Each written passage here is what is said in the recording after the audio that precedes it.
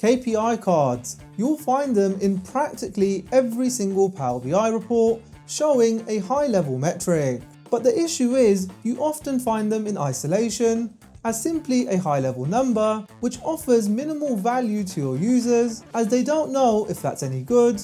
Do we need to take action? It's simply telling them what that number is. Well, today we're going to learn how to transform your KPI cards from this to this, where you now have additional context where users can compare to another metric or position all within one single KPI card. So by learning how to build this, you're taking your reports to that next level where you're moving away from simply showing numbers to providing insight and context, which is what BI is all about. So on that note, let's go ahead and learn how to build this KPI card. But right before we do, I'll start off by introducing myself. I'm Raja, the Power BI guy, and I teach Power BI content, allowing you to learn and master Power BI. And I also run a school community that I've just launched where you can find a ton of templates, the datasets that I use in these videos, and for now a completely free Power BI course taking you from beginner to intermediate. But I'll leave that there for now. Do like and subscribe, but on that note, let's just go ahead and get started.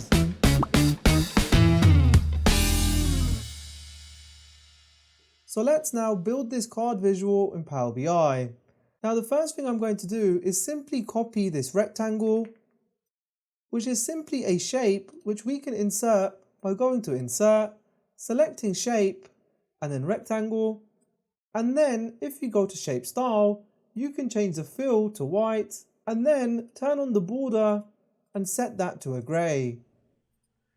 So once you've built that shape, we can now then insert a new card visual into our report, and then for this visual, we're simply going to place for now a total sales measure, which is a sum of our sales, and then place that into value of that card, where now we can begin to move this from the actual card to the title to give us our top level aggregation.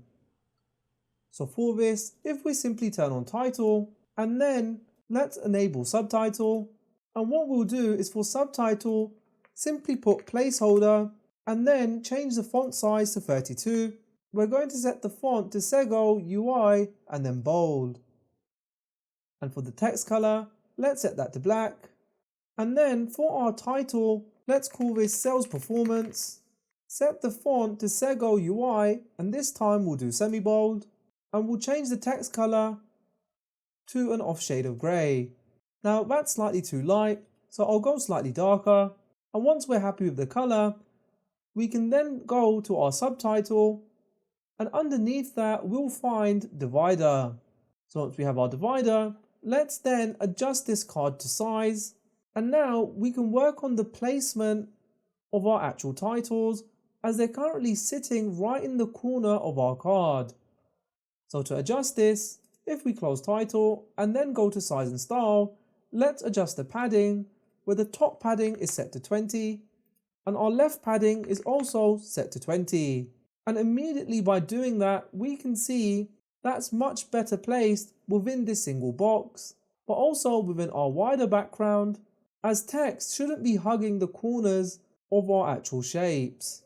So now that we're happy with our title, let's change placeholder to an actual value instead of this placeholder text. Now if we go back to title, we can see we have this option for FX that allows us to choose, let's say, a measure that we can place instead of a hard-coded text value. But the issue is total sales is a numeric value and our subtitle requires text for that to appear. So we can't actually use our measure. What we need to do is convert the value to a text and then that will appear within our title. So to do that, we can simply create a new measure which formats our existing total sales, and by using format it converts that to a text, and then we're simply inserting a dollar at the start and then adjusting the formatting strings of our actual total sales. So this measure, if we then go to FX and try to insert that into our actual subtitle, we can see it allows us to do that. So if we then select OK, that then becomes a dynamic metric that can be placed within our actual subtitle. So now that we have our subtitle, we can add, let's say, a slicer into the top right hand corner to allow our users to select which month they want to see. So to do that, if we go to slicer, and then we can really bring in anything, but what I'll do is bring in month name, and then go to slicer settings and change that to a tile. Now right now, I have two slicers on the page, so I just want to change the interaction. If I select this and turn that off, we now have all of our months appearing as buttons within the report page. And if I make that thinner, we can simply place that within the top right hand corner, make it thinner and adjust that to size. And now we have our various months within our cards. And once again, because I have this slicer, I just need to edit the interaction. So what I'll do for now is then just delete this, and we can see now that allows us to adjust our various months, and our title is also adjusting based on our selection. So let me quickly turn off our edit interactions, and now we can move on to the cards with our indicators. So for this, we'll need to create a new measure that starts looking at our previous month. So if we create this calculation, which is simply a calculate of our total sales, and then by using date add, we're shifting that back 1 month. So once we have that calculation, we can then work out the difference between our current month, the previous, and then work out the percentage change. So that's our actual percentage, and then we can set the condition percentage greater than or equals to 0. And then in new variables, I'm simply saying if that condition, so greater than or equals to 0, if that is true, we want to return plus. And if that isn't true, we want to return a negative. And that's because if sales have improved from the previous month, we might have a 30% increase. So we want to see a positive, but if they've decreased, we want to see a negative. And then after that, I've done the same, but this time also we have indicators for up or down. So we now have our percentage, the indicators. Finally, it's putting those together, where I simply say if it's not blank, then we first want our prefix. So the result of this, either plus or minus, and then the actual value, the formatting of that value as a percentage, and I want to end that with the indicator based on that percentage. So this is simply combining our prefix with the actual number, and then finally with an indicator at the end. So what we can do is simply remove our total sales, and then insert this previous month card measure, and simply insert our previous month card.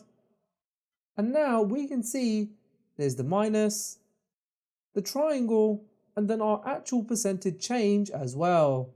So for the labels, let's now select our card, go to format and then select cards, and then select callout, where we can go to label and change the position from bottom to top.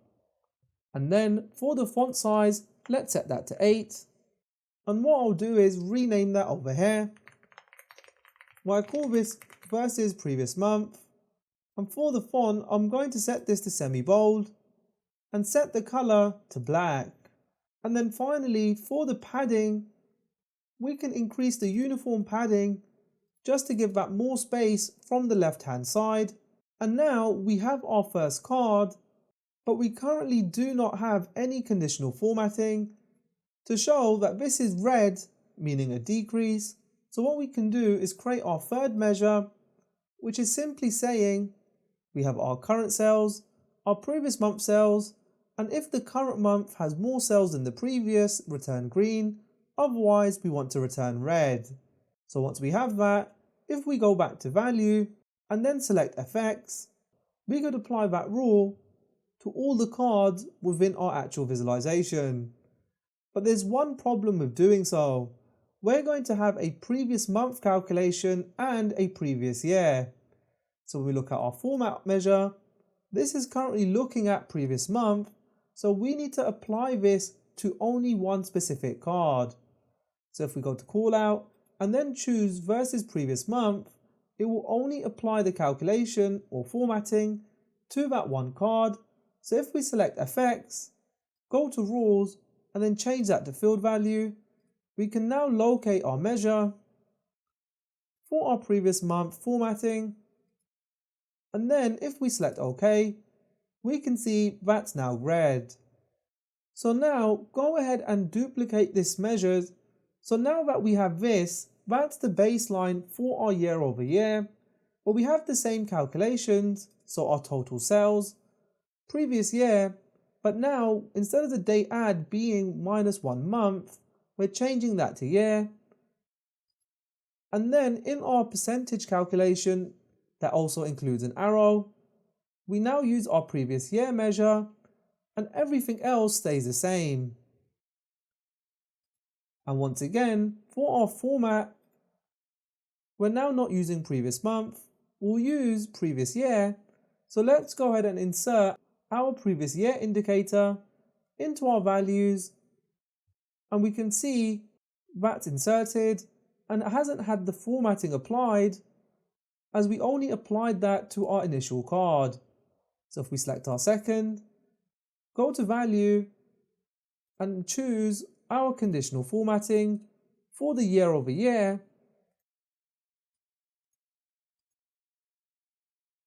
we now have the conditional formatting for that different calculation. And then finally, what I'll do is change the name of this to previous year. And now we're starting to form the baseline of our actual card visual. Now you could just leave it there and use this as a card, but what we're going to do is elevate this slightly more with additional context. So to make this slightly easier, let's turn off the background of this image, of this visual, by going to size and style, selecting background and turning that off. And now we can place that slightly easier within the card, overlapping our actual border. We can then now insert another visualization into our actual card. So for example, if we bring in a line chart and then bring in our total sales previous year, and then let's say our months into the x-axis, we now have this within our card. We can simply turn off the interaction as this is a yearly view. So if we go to format, edit interactions and turn that off, we now have our next card. We simply need to apply formatting to make this fit into the overall structure of this card. So for the title, let's simply open that and call this sales versus previous year. And once again, for the padding, we can set that to 20, but as this is a slightly smaller visual, let's set that to 10. Do the same for the other section on the left hand side. And what we'll do is turn off the background, but then turn on the border with a light grey. So once we've done that, we can see we now have a border. We want to make the edges slightly rounder. So what we can do is once again go back to that border and turn the rounded corners slightly up. And from there, work on the font for that to match our actual cards. So if we go back to title, set the font size to 8, make that Sego UI semi-bold, change the font color to black. We now have our title, and then we can simply turn off our y-axis. We turn off the values and the title, move our legend to the bottom center, and now we have our third card that's going within this space. And what we simply have to do is adjust this to size and follow a similar gap. So if you hold Alt, you get slightly more flexibility, but then once you're comfortable, you now simply have to work on the borders of your various cards. So if we go back to our top visual and then go to cards, border, let's make that a slightly darker grey. And that's more aligned with our other card below. And we can see this needs some more adjustment. So if we simply adjust that to size, we now have the foundations. We now have a card visual that has our high level, comparisons to our previous months, and then context giving us examples of our current year sales compared to that previous year as well. And this could really be any visualization. So you could change that to, for example, a bar chart, a clustered column chart. It's completely up to you. But on that note, that's how you build this advanced card visual that takes your report to that next level.